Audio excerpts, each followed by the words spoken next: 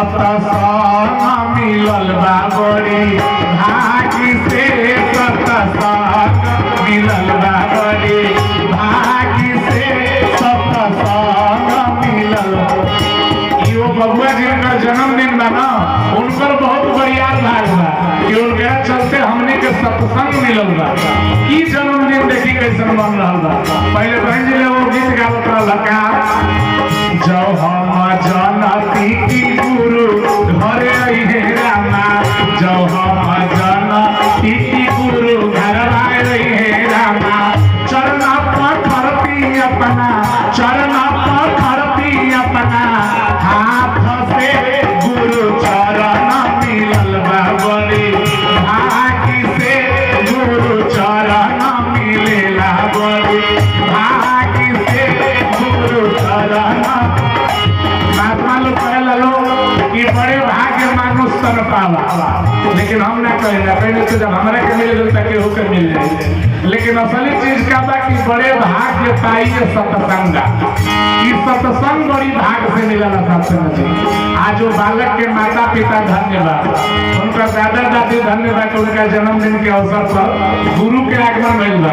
एगो नया गीत हमारे कैसेट में आवता, सत्संग मिलेला बड़ी भागी से सत्संग मिलेला बड़ी भागी से, अखिया से गुरु जी के करब दारा सनावा, अखिया से सतगुरु के करब दारा सनावा, कनवा से सुनब हम प्रभु के भजनवा, कनवा से सुनब हम प्रभु के भजनवा।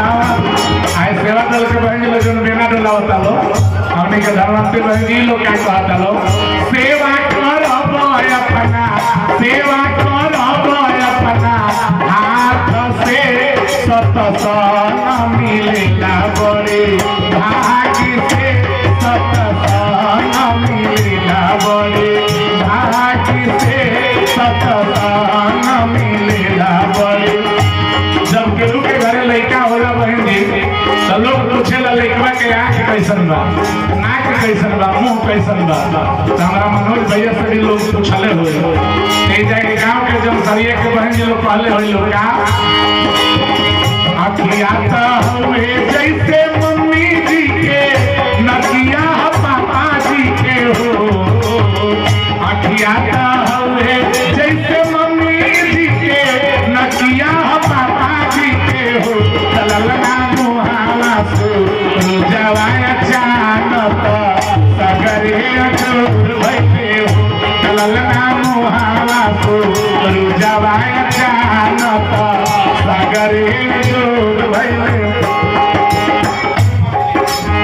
ये के मम्मी है बबुआ के जनाता देखिए के बुझा दिल मम्मी जी खातिर के माता जी से अरदास करके हम विराम ले।